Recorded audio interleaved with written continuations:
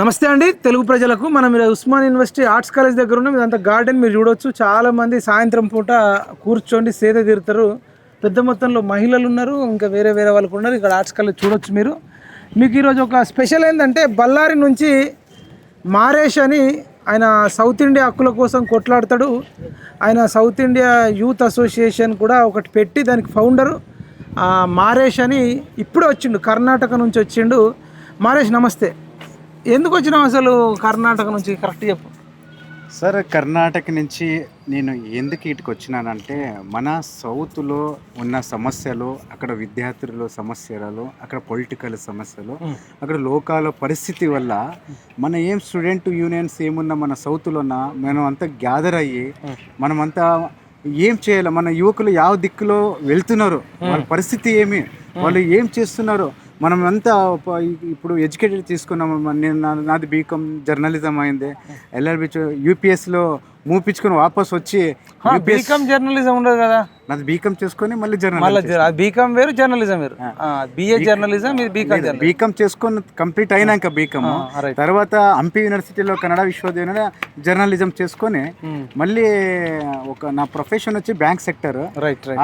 నా పోరాటం నేను ఎస్ఎఫ్ఐ నుంచి high school 8th 9th 10th SFI, ఇంటర్మీడియట్లో ఆర్ఎస్ఎస్, ఏబీపీ, డిగ్రీలో అన్ని సంఘాల సంస్థలు అజెండాలు ఏమి, ఇన్నర్ అజెండా ఏమి, అవుటర్ అజెండా ఏమి, సొసైటీ ಯಾವ దిక్కులో పోతానని.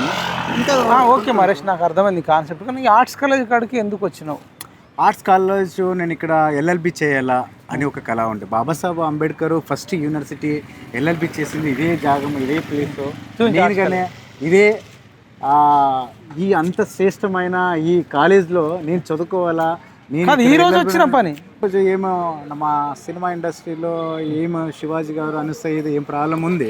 ఇప్పుడు శివాజీ గారు ఏమంటారు అంటే, మీరు ఏదైనా సినిమా హీరోయిన్లు ఫంక్షన్స్కి వచ్చినప్పుడు నిండుగా కొంచెము శరీర భాగాలు కనబడకుండా ఉండండి, ఎందుకంటే చూడ్డానికి కూడా లోపల తిట్టుకుంటారు మగవాళ్ళు, కానీ మిగతా వాళ్ళు కొంచెం మంచి డ్రెస్ వేసుకోవాలా అని చెప్పి ఆయన చెప్పిండు. అనసూయ గారు ఏమన్నారంటే, నువ్వే కూడా చెప్పడానికి, మా శరీరం మా ఇష్టము, అసలు ఆడోళ్ళకి స్వేచ్ఛ లేకుండా పోయిందని ఆమె అంటుంది. మీ ఇద్దరు ఇట్లా ఎవరికి సపోర్ట్ చేస్తారు? చూడి, మన భారతదేశం అనేది ఒక కల్చర్ ఉంది, ఒక పద్ధతి ఉంది, ఒక డిసిప్లిన్ ఉంది. మన ఏ నేచర్లో పెరిగినా, మా అమ్మ నాయన ఎలా మమ్మల్ని పెంచినారో, మన సంస్కృతి ఎట్లా ఉంటుంది. కానీ ఇప్పుడు వాళ్ళు హైలైట్గా అయ్యేకి, వాళ్ళు ఇండస్ట్రీలో ఫోజులు ఇచ్చేకి, వాళ్ళ రెమ్యునరేషన్ క్రియేట్ చేసుకునేకి ఒక యూత్ని, ఒక సినిమా ఇండస్ట్రీని, ఒక ఫ్యాషన్ డిజైన్ పేరుతో యువకుల్ని తప్పించే ఒక మార్గము ఇవన్నీ చేసేదే. అనసూయ చాలా దుర్మార్గం. ఇది నీకు శోభ అయ్యలేదు. ఇది ఒక నిన్ను చూసి వేరే వాళ్ళు నేర్చుకోవాలా. అట్లా మన సాయి పల్లవి హీరోయిన్ అట్లా కల్చరు వాళ్ళు ఫాలో చేయి. అనసూయని తప్పుపడుతురా మీరు? ఎస్, 100% తప్పుపడుతున్నారు. మీకేం ప్రాబ్లము మరి? అనసూయ నా బట్టలు నా ఇష్టం అంటుంది. ఆమె స్విమ్మింగ్ పూల్లో కూడా స్నానం చేసే వీడియోలు కూడా ఆమె అఫీషియల్ పేజ్లో పెట్టుకుంటుంది. మీరు చూడలేదా? చూశాను. కానీ ఇప్పుడు మన భారతదేశంలో ప్రతి ఒక్క మహిళా ఆయోగం ఉంది, మక్కల ఆయోగం ఉంది. మహిళా ఆయోగము కేసులు వేస్తారు, మహిళా హక్కులు పోరాటం చేస్తారు. కానీ మనదైనా ఒక కల్చర్ ఉంది, దాన్ని దాటిపోకూడదు అని.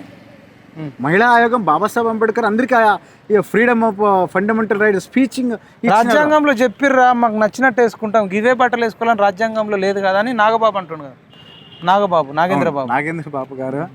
నాగేంద్ర బాబు సారు వాళ్ళు బ్యాటింగ్ వాళ్ళు ఆడుకుంటారు. వీళ్ళంతా జబర్దస్త్ ఒక టీము, ఒక ఫ్యామిలీ. అనసూయ వీళ్ళంతా ఫ్యామిలీ అయినాక ఆయనకి నేను సపోర్ట్ ఇవ్వాలా. మా అనసూయకి ఎవరు సపోర్ట్ చేసే వాళ్ళు ఎవరు లేరు. సో నాగబాబు వాళ్ళంతా ఒక ఆత్మీయులు కదా, ఆ కోరకంగా వాళ్ళు బ్యాటింగ్. థ్యాంక్ యూ అండి. ఇక మన మునుగోడు ఎమ్మెల్యేగా పోటీ చేసిన అభ్యర్థి, Osman university scholar, assistant professor, మరి అప్పట్లో కేసీఆర్ను గద్దె దించడంలో అనేక వినూత్న కార్యక్రమాలు చేసి ఖాళీ సీసాల బీర్లను కూడా మెడలో వేసుకొని ఒక బెగ్గర్ గెటప్లో కూడా జనాలను చైతన్యం చేసినటువంటి ప్రజాపతి, ప్రజా చైతన్యకారుడు మరి సత్యనారాయణ మనతో పాటు. సత్యనారాయణ నమస్తే. నమస్తే. చాలా రోజుల తర్వాత చెప్పు, ఇప్పుడు మరి శివాజీ అనసూయ నడుస్తుంది, నువ్వు ఒక లెక్చరర్, ఒక టీచర్గా ఒక అనసూయకు సపోర్ట్ చేస్తావా, శివాజీకి సపోర్ట్ చేస్తావా? ఇట్లాంటి కాంట్రవర్సీ మ్యాటర్లోకి నన్ను ఎందుకు లాగుతున్నారు? రాగడం కానీ ఇప్పుడు నువ్వు చెప్పాలి కదా, ఎటు వైపు ఉండాలి కదా. ఇప్పుడు కాంట్రవర్సీ అనేది ఎంత ఇంపార్టెంట్, అతి ముఖ్యమైన టాపిక్. నాదేంటంటే ఊరంతా ఒదికిపోతే ఊసుగండ్లో ఒదికిపోతుంది. అంటే భారతదేశంలో చాలా సమస్యలు ఉన్నాయి. మహిళల సమస్యలు చాలా ఉన్నాయి, పురుషుల సమస్యలు కూడా చాలా ఉన్నాయి. లింగ వివక్షత ఉండకూడదు, సమానత్వం ఉండాలి, కుల వివక్షత పోవాలి, జాతి లింగ వర్ణ ప్రాంత విభేదాలన్నీ కూడా పోవాలని చెప్పేసి ఉస్మాన్ సాక్షి మనం ఎన్నో పోరాటాలు చేసినాం. తెలంగాణ సాధించుకున్న ఉద్యమాల నుంచి మొదలు పెడితే తెలంగాణ వచ్చిన తర్వాత నిర్మాణ క్రమంలో కూడా చేసినాం. తెలంగాణ వచ్చిన తర్వాత కూడా చాలా అన్ని సమస్యలు క్లియర్ కాలేదు. కేసీఆర్ గారి ఆధ్వర్యంలో రేవంత్ రెడ్డి గారు మళ్ళీ ముఖ్యమంత్రి అయ్యారు, అన్నీ సార్ట్ అవుట్ అయితే లేవు. ఈరోజు శివాజీ అనసూయ విషయంలో నేను వీళ్ళిద్దరికి ఒకటే చెప్పదలుచుకున్నా, శివాజీకి కానీ అనసూయకి కానీ. ఈ రాష్ట్రంలో తెలుగు ప్రజలు అందరూ కూడా అటు ఆంధ్రప్రదేశ్ కావచ్చు తెలంగాణ కావచ్చు, ఎన్నో స్కూళ్ళల్లో బాలికలకి కనీసం టాయిలెట్స్ వసతులు లేవు. పరదాలు కట్టుకొని టాయిలెట్ పోయే పరిస్థితి ఉంది. వాటి మీద మాట్లాడాలి అనసూయ. కొట్లాడాలి, ఇంతకుముందు మాట్లాడాలి, కొట్లాడుతుంది కదా, కొట్లాడాలా. మీకు వచ్చే రెమ్యునరేషన్లో సరే మీ ఇష్టం, రాజ్యాంగము మనకిచ్చినటువంటి స్వేచ్ఛ హక్కుల ప్రకారంగా ఎవరే బాలికల టాయిలెట్స్ కోసం కొట్లాడాలంటారు. అది కొట్లాడాలి. ఈమె వస్త్రధారణ అంటే ఎవరైనా వస్త్రాలు వేసుకోవచ్చు, మైపాలన్న ఎవరైనా వేసుకోవచ్చు, ఇష్టం అది. దాన్ని నేను అబ్జెక్షన్ చేయట్లేను. శివాజీ ఏంటంటే ఒక భారతీయ సంస్కృతి సంప్రదాయాలు ఇట్లా ఉంటే బాగుంటుందని ఆయన ఒపీనియన్ చెప్పిండు. ఆయనది కూడా తప్పు లేదు, ఇద్దరిది తప్పు లేదంటున్నావు. మరి ఆయన ఉమెన్ కమిషన్ ముందు పిలిచి మరి ఆయన అడుగుతున్నారు. ఆమె ఇష్టం బ్రదర్. నేను ఏమంటా అంటే ఆమె ఇష్టము, ఆయన చెప్పడం కూడా ఆయనది కూడా. ఎందుకంటే మన ఇంట్లో అమ్మ మన అక్కకు కూడా మనం కూడా సుత మా పాపకు కానీ మా అక్కకు కానీ చెల్లెకి కానీ ఇట్లా బట్టలు వేసుకోవద్దు నాన్న అని చెప్తామని చెప్పమా, అట్లా ఆయన చెప్పిండు. ఇప్పుడు నువ్వు ఒక టీచర్, ఉచిత సలహాలు ఇవ్వడం కూడా మంచిది కాదు అని చెప్పేసి కూడా అర్థమైంది. అది కాదు. ఇప్పుడు మీరు ఒక టీచర్, మీ స్టూడెంట్స్ ఉంటారు, అమ్మాయిలు ఉంటారు, అబ్బాయిలు ఉంటారు. అమ్మాయిలు అంటే మంచి డ్రెస్ వేసుకొచ్చుకుంటే ఒక రకంగా, లేదు కొంచెం ఎక్స్పోజ్ చేసేటట్టు వస్తే అంటే టీచర్లకు కూడా ఏమైనా ఇబ్బంది ఉండదా? పక్కకున్న స్టూడెంట్స్కి ఇబ్బంది ఉంటుందా? ఉండదు అంటే ఒక టీచరే చెప్పు. యాజ్ అ టీచర్గా క్లాస్ రూమ్లో ఎట్లుండాలి అట్లా ఉండాలని చెప్తాం. యూనిఫామ్ ఉంటుంది, అందుకని స్కూళ్ళల్లో యూనిఫామ్ ఉంటుంది. నచ్చిన కాలేజీలలో యూనిఫామ్ ఉండదు, కొన్ని కాలేజీలలో కూడా ఉండదు. కొన్ని కాలేజీ వాళ్ళు కొంతమంది పెట్టుకోరు. అంటే ఉండదు కానీ సరే యూనిఫామ్ ఉన్నా లేకున్నా కానీ ఒక మినిమం ఒక ఎక్స్పోజింగ్ డ్రెస్లు ఉంటే మంచిదంటారా? ఒక టీచర్ మంచిది కాదు బ్రదర్, మంచిది కాదు. దాన్ని ఎవరు కూడా సపోర్ట్ చేయరు. నాగబాబు సపోర్ట్ చేస్తుండు, ప్రకాష్ రాజ్ సపోర్ట్ చేస్తుండు, శివ అనసూయ సపోర్ట్ చేస్తుండు. అడిగే రైట్స్ ఆమె ఏమంటుందంటే అనసూయ, ఆది మానవులప్పుడు ఇంకా అసలు వాళ్ళకి పెద్ద బట్టలే ఉండకపో. ఆది మానవుల దాకా అసలు పెట్టు. జైన మతం వాళ్ళు కింది నుంచి పైకి వేసుకోరు కదా. జైన మతం వాళ్ళు వస్త్రాలు ఉండవు. నరేంద్ర మోడీ కూడా వెళ్ళి కూడా జైన మతస్థులని వెళ్ళి కూడా ఆశీర్వాదం తీసుకునేది ఉంది. అది వేరే, మళ్ళీ అది వేరే అంశం. మతం సంబంధించినటువంటి ఇష్టం. అందులో కొద్దిమంది అట్లా ఉంటారేమో, కొద్దిమంది అట్లుంటారు జైన మతం. ఇప్పుడు గృహంలో ఉండేటోళ్ళు, స్కూళ్ళకి వచ్చేటోళ్ళు, కాలేజీలకు వచ్చేటోళ్ళు, ఫంక్షన్లకు వచ్చేటోళ్ళు అట్లా ఉండకపోవచ్చు కదా ఎక్కడైనా. వాస్తవికంగా మంచి వస్త్రధారణ ఉండడం అనేది సహజం. మనం పిల్లలకి ఏమి వారసత్వం ఇస్తామంటే మంచి ఆరోగ్యం, మంచి సాంప్రదాయం, మంచి వస్త్రధారణ, మంచి అట్మాస్ఫియర్, సహజ వనరులని తర్వాత తరం వారికి అందించాలన్నది మన బాధ్యత. అనసూయకి నేను ఏం చెప్తున్నా అంటే మీ ఛానల్ ద్వారా ఈ సమాజంలో బాలికలకు చాలా హక్కులు కోల్పోతున్నారు. అది చాలా హక్కులు కోల్పోతున్నారు కదా. వాళ్ళ హక్కుల కోసం నువ్వేం మాట్లాడేవి? రోజు చాలా మంది స్కూల్ డ్రాప్ అవుట్స్ అయిన వాళ్ళు ఉన్నారు, school drop outs, college drop outs అయిన వాళ్ళు. కాలేజీలలో మినిమం టాయిలెట్స్ లేక, వాళ్ళకి న్యూట్రిషన్ ఫుడ్ లేక ప్రభుత్వం చేస్తుంది కొంతవరకు, కానీ చేయలేని పక్షంలో చాలా వరకు కూడా భారతదేశంలో 50-60% పైగా చాలా మందికి ఐరన్ లోపంతో ఉన్న రక్తహీనత. అవును, ఎందుకంటే ఋతుస్రావం జరుగుతుంటది కదా, బ్లడ్ వెళ్ళిపోవడం వల్ల చాలా మంది బాలికలు మధ్యలోనే చాలా మంది చనిపోయేవాళ్ళు. గర్భిణీ స్త్రీలు కూడా న్యూట్రిషన్ ఫుడ్ లేక ఉన్నారు. వాళ్ళ కోసం నీ మోటో ఏంది? ఒక్క గర్భిణీ స్త్రీ గురించి మాట్లాడలే, ఒక్క రక్తహీనత మహిళ గురించి మాట్లాడలే. కేవలం సెలబ్రిటీలు, సినిమా హీరోయిన్లు నచ్చిన డ్రెస్ చేసుకోవచ్చు, దీని మీద ఎక్కువ ఫోకస్ అయింది అనేది. అంటే పనికి మాల వాటి మీద. ఇప్పుడు తిండి ఎక్కువైన వాళ్ళ కోసమే ఇష్యూ ఉన్నట్టుంది. నేను అందుకు ఫస్ట్ బిఫోర్ దట్ స్టార్టింగ్ ఒకటే అన్న, ఊరంతా ఓదికిపోతే ఊసుగల్లో ఓదికిపోతున్నా అంటే అనసూయ ఊసుగలదా? అంటే సామెత బ్రదర్ ఏంటంటే సామెత ఏంటంటే శివాజీ కూడా ఏం చేయాలంటే శివాజీ కూడా నిన్న ప్రెస్ మీట్ పెట్టినప్పుడు కూడా ఆయన కూడా చెప్పాలి అనసూయకి యాజ్ అ సిస్టర్గా మీరు ఈ అంశాల మీద కూడా మీరు మాట్లాడని చెప్పేసి కూడా ఎందుకు మాట్లాడకూడదు శివాజీ కూడా. ఎవరైనా సినిమా ఇండస్ట్రీ రైతుల మీద సినిమాలు తీస్తారు మైపాల్, రైతుల మీద లాభాలు వస్తాయి. ఈ రోజు రైతులకి యూరియా దొరకట్లేదు, డిఏపి దొరకట్లేదు, సేంద్రియ వ్యవసాయం చేయాలని చెప్తారు కదా. సేంద్రియ వ్యవసాయం చేయాలంటే ఖర్చు ఎక్కువ అవుతుంది. రైతులకి ఇలా ప్రాఫిట్లలో ₹1 ఇస్తారు వీళ్ళు. పెట్టుబడి అడగాల సినిమా వాళ్ళు కూడా డబ్బులు. ఇప్పుడు మీరు రైతులందరూ మా సినిమా తీసిరు రైతులు వచ్చి సినిమాలు తీస్తే రైతులే నష్టపోవాలి. టికెట్ల రూపంలో వీళ్ళు ఎంచుకున్న రేట్ల ప్రకారం కూడా రైతుల సొమ్మే వీళ్ళు తీసుకుంటారు కానీ రైతులకి ఏరు. మన వెనకబడిన వర్గాల మీద సినిమాలు తీస్తారు. వెనకబడిన వర్గాలకి విద్యా వైద్యం అందే దిశలో మరి వీళ్ళు ₹1 ఖర్చు పెట్టరు. వీటి మీద మాట్లాడాలి సినిమా ఇండస్ట్రీ. రోజు మీరు అనసూయకు పిలుపునిస్తారా? డెఫినెట్లీ ఇస్తాం. రక్తహీనతతో ఉన్న బాలికల కోసం, మహిళల కోసం, గర్భిణీ స్త్రీల టాయిలెట్స్ లేనటువంటి స్కూల్స్ ఉన్నాయి, వాటిని తీసుకోవాలి. శివాజీ కూడా నేను ఇస్తాను, శివాజీ కూడా ఇస్తాను. ఎందుకు ఇవ్వకూడదు? శివాజీకి డెఫినెట్లీ ఇస్తాం. ఎందుకంటే శివాజీ కూడా మీరు సినిమా ఇండస్ట్రీని మొబిలైజ్ చేయండి. రైతుల కోసం, కార్మికుల కోసం, కర్షకుల కోసం, బడుగు బలహీన వర్గాల కోసం, వెనుకబడిన వర్గాల కోసం. ఈ ప్రతి ప్రాంతంలో కూడా కనీసం రోడ్డు సౌకర్యం లేదు, వైద్య సహకారం లేదు, పిహెచ్సీలు కూడా లేవు. అంటే ఈ యొక్క మారుతున్న పరిస్థితి. ఇంతకుముందు సోదరు మారేష్ ఏమని అంటే సౌత్ ఇండియా హక్కుల మీద మాట్లాడుతున్నాం. అంటే సౌత్ ఇండియాలో ఉన్నటువంటి ఇన్కమ్ జనరేషన్ మీద అండ్ గవర్నమెంట్ అంటే కేంద్ర ప్రభుత్వం నుంచి వచ్చేటువంటి వసతుల మీద మాట్లాడుతున్నారు. వీటి మీద మాట్లాడాలి మనం. అన్ని పెడదో విషయాల మీద కాకుండా ఒక చదువుకున్నటువంటి వ్యవస్థలో మనం ఇన్ఫ్లుయెన్స్ చేసే విధానంలో మనం ఉన్నాం. మనం ఎట్లా నడుచుకుంటున్నాం అన్న దాన్ని బట్టి మన ఇంట్లో పిల్లలు నడుచుకుంటారు.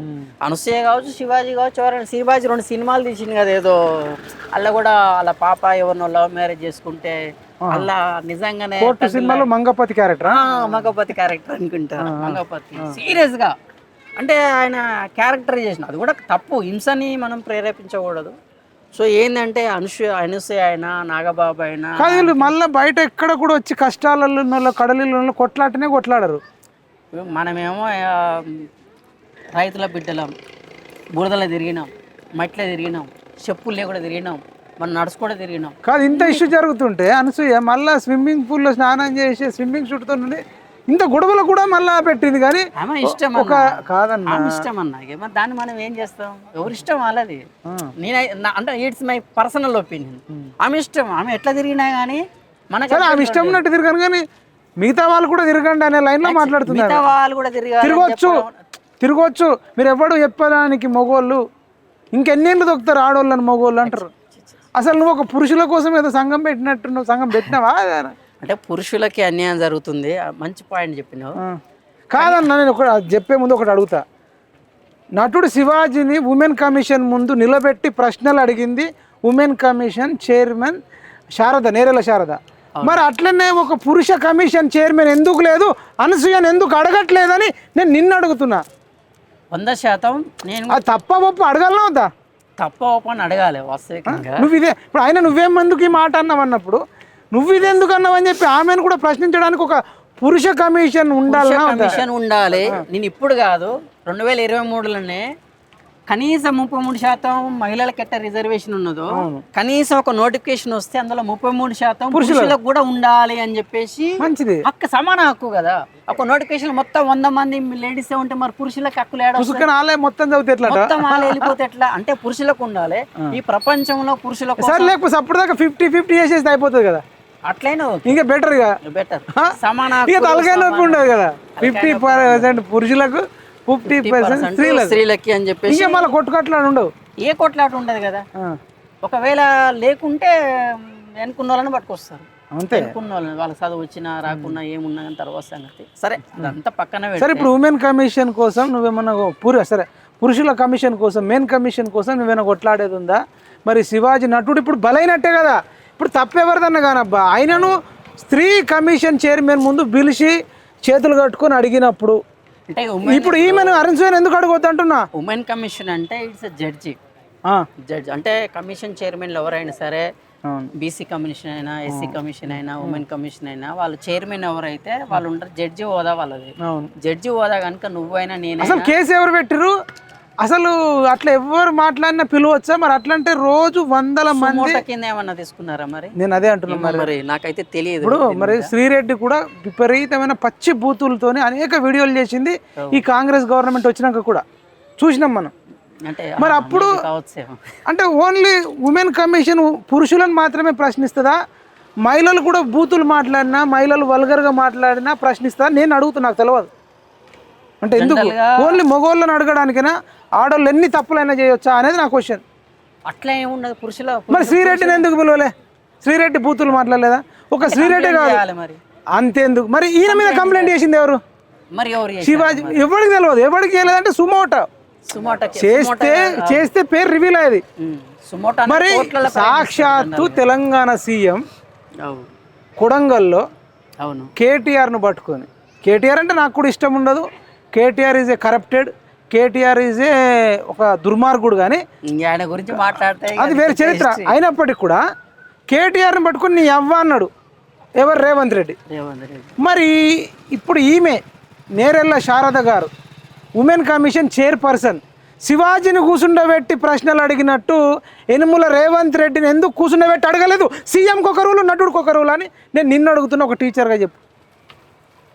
ఎవరి హక్కులు నష్టపోయినా కానీ డెఫినెట్లీ వచ్చి క్వశ్చన్ చేయాల్సింది. సుమోటో ఒక్కోటి మీదనే సుమోటోనా, మిగతా వాళ్ళ మీద సుమోటోలు ఉన్నాయా అనేది క్వశ్చన్. అది సీఎం మీద. సీఎం అన్నమాట నిజమా కాదా? నేను చూడలే వీడియో, చూపెట్టనా మరి? చూడలేదు నేను. అన్నాడు అందరికి జగం పెరిగింది అన్నాడు అని చెప్తున్నా. దానికి సంబంధించి బాధ్యత నేను వహిస్తా, అనలేదంటే నేను విన్నా. ఓకే ఓకే సరే, ఎవరిని కూడా అవమానించడం అనేది పద్ధతి కాదు. అవ్వానంటే అంటే ఒక మహిళను అన్నట్టే కదా.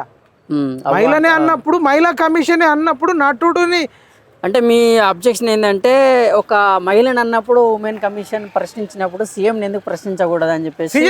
సీఎం అనొచ్చా? సీఎం ప్రత్యేక హక్కులు అట్లేం లేదు. 14 ఆర్టికల్ 14 ఏం చెప్తుంది?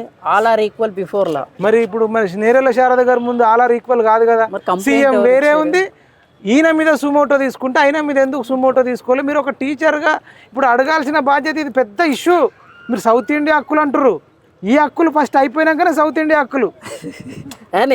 సౌత్ ఇండియా మినిమం కామన్గా మనిషిని బట్టి హక్కులు మారుతున్నాయి అంటున్నా. గతంలో బాలకృష్ణ కూడా ఆడోళ్ళు ఉన్నది ఇందుకోసమే, అందుకోసమని బాలకృష్ణ మాట్లాడింది చూసినాం. ఇంకా అనేక మంది చెప్పారబ్బా. ఈ సినిమా ఇండస్ట్రీ అనేది ఒక పనికిమాల ఇండస్ట్రీ.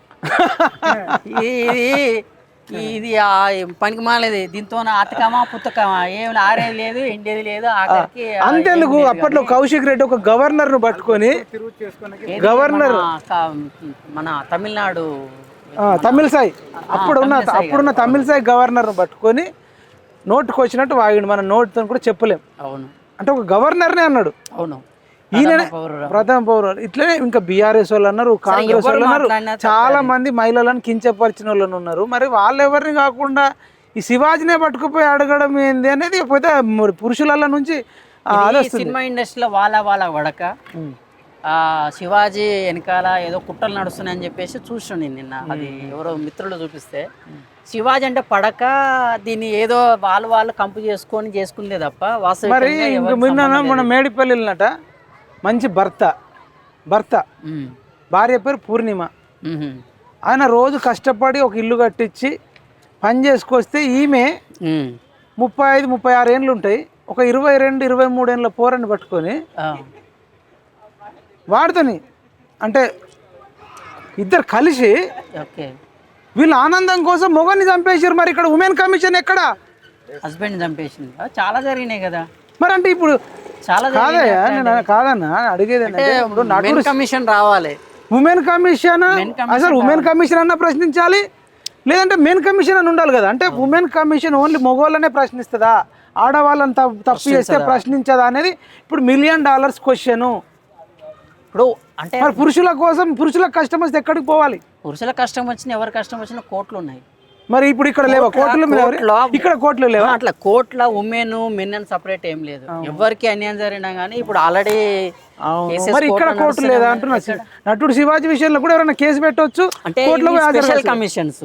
వీటిని స్పెషల్ రిజర్వేషన్ ఉన్నట్టు ఎస్సీ కమిషన్ కానీ, ఎస్టీ కమిషన్ కానీ, బీసీ కమిషన్ కానీ మరియు ఉమెన్ కమిషన్ కానీ స్పెషల్ కమిషన్స్ ఎవరైనా సరే దీని క్వశ్చన్ అంటే వీళ్ళు ముందే అంటే ఒక కోర్టు లాగా భావించి ముందే వీళ్ళు కేసు ఫైల్ లేకున్నా కానీ ప్రశ్నించేటువంటి ఒక అకామిడేషన్ ఉంటుంది. సేమ్ అట్లనే ఈ ఉమెన్ కమిషన్ అనేది స్పెషల్ గా అంటే కోర్టుకు వెళ్ళి అడిగే పరిస్థితి ఉండదు అని చెప్పేసి చేసినది. అట్లా అనుకోండి ఇప్పుడు బీసీ ఎస్సీ ఎస్టీ ఉమెన్ అంటున్నాం కదా, మరి ఓసీ ఉన్నారు కొంతమంది బ్రాహ్మిన్స్ కానీ రెడ్డిస్ కానీ వెలమ కానీ కరణం కానీ ఉన్నారు కదా, మరి వాళ్ళకి స్పెషల్ కమిషన్ లేదా వాళ్ళు ఎక్కడ పోవాలనేది కూడా క్వశ్చన్ ఉంటుంది కదా. నేను అనేది భారతీయులు అందరూ చట్టం ముందు సమాలు ఉన్నప్పుడు అందరికి ఉండాలి కదా. అంటే వాళ్ళకి వెసులుబాటు ఏంటంటే కోర్టులో వెళ్ళొచ్చు, కోర్టులో ఫైల్ చేసుకోవచ్చు. ఇప్పుడు ఉమెన్ భర్తని చంపిందని చెప్పేసి అంటున్నాం కదా, ఆ భర్తను చంపినటువంటి ఆ క్యాండిడేట్ మీద ఆ కేసు రిజిస్టర్ అయింది కదా, కేసు రిజిస్టర్ అయింది, దాని మీద చట్టపరమైనటువంటి చర్యలు కానీ విధానం కానీ తీసుకుంటుంది. దానికి ఏం అటువంటి అనుమానం ఏం లేదు, అది జరుగుతుంది. అది సరే, ఇప్పుడు చాలా మంది ఆడవాళ్ళు కూడా పురుషులను ఉద్దేశించి మగవాళ్ళని ఉద్దేశించి కూడా ఇష్టం వచ్చినట్టు తిడుతుంటారు.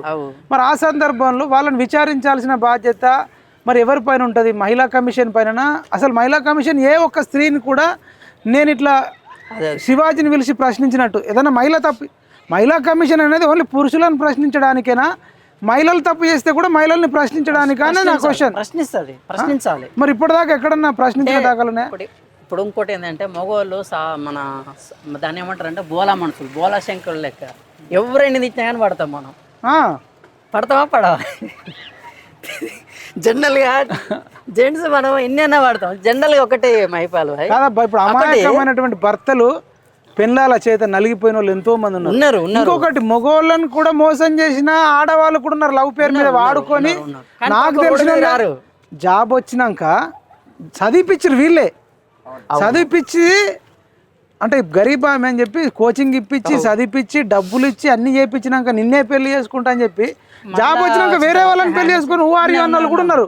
మరి వీళ్ళు ఇట్లా నష్టపోయిన వాళ్ళకు పురుష కమిషన్ ఉండాలనా వద్దా? పురుష కమిషన్ ఉండాలి అనేది కూడా మంచి ప్రపోజల్. ఎట్ ఏ టైం నలుగురిని మెయింటైన్ చేసి ఆడోళ్ళు ఉన్నారు, మగవాళ్ళు ఉన్నారు. ఇప్పుడు మరి ఆడోళ్ళకి కష్టం వస్తే మహిళా కమిషన్ ఉంది, మరి మగోడికి కష్టం వస్తే ఎవరి తడికి పోవాలి? కోట్ల అంతే. అంటే మరి మనకు ఉండొద్దా పురుష ఉండాలి అనేది? ఇప్పుడు యాజ్ పర్ కాన్స్టిట్యూషన్ మనం ఎవరైనా అడిగేట్టు రైట్ ఉన్నది. ఇప్పుడు ఒక రేపు జరిగింది అనుకో, మహిళ మీద రేపు జరిగింది అనుకో, పురుషులు రోడ్డు మీద వచ్చి లొల్లి పెడతాం మనమే. ఎందుకంటే మనం సమాజంలో మన తల్లి చెల్లిని ఎట్లయితే మనం గౌరవించుకుంటామో వస్తాం.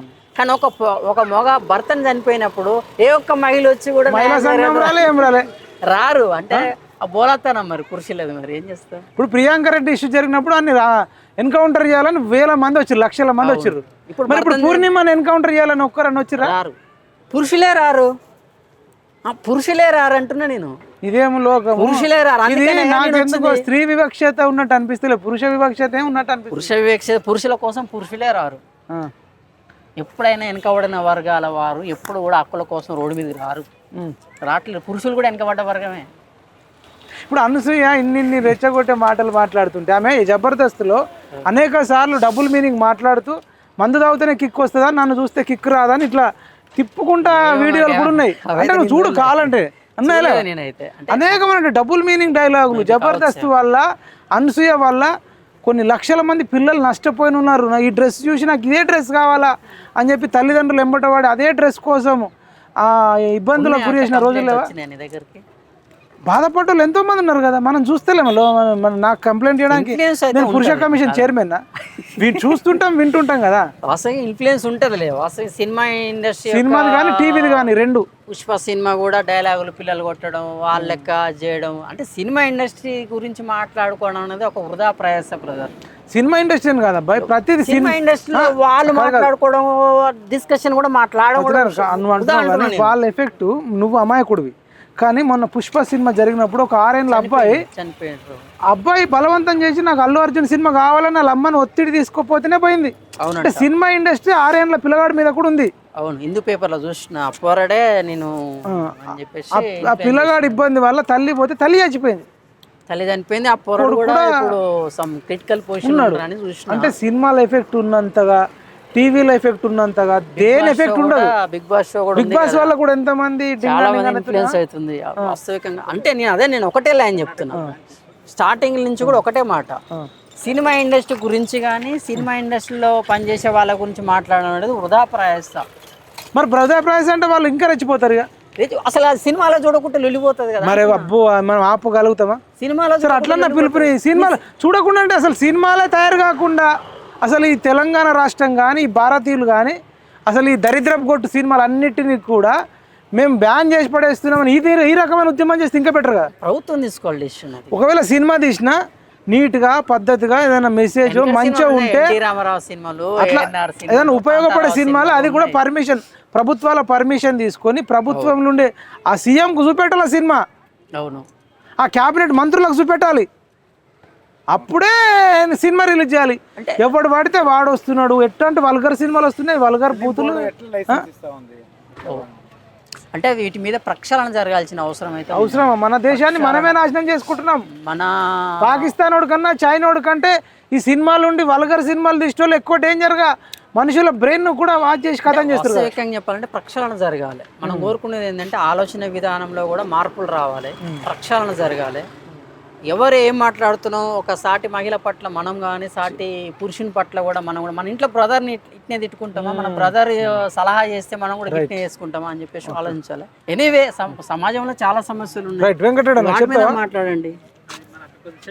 రైట్, ఇదండి మరి సంచలన ఇంటర్వ్యూ. ఇక మారాలి, సమూల మార్పులు రావాల్సిన అవసరం ఎంతైనా ఉంది.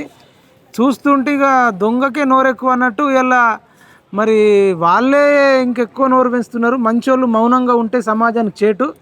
ఈ సమాజంలో అనేక మార్పులు రావాలి, అందరు మంచిగా ఉండాలి అనేది మా యొక్క కోరిక.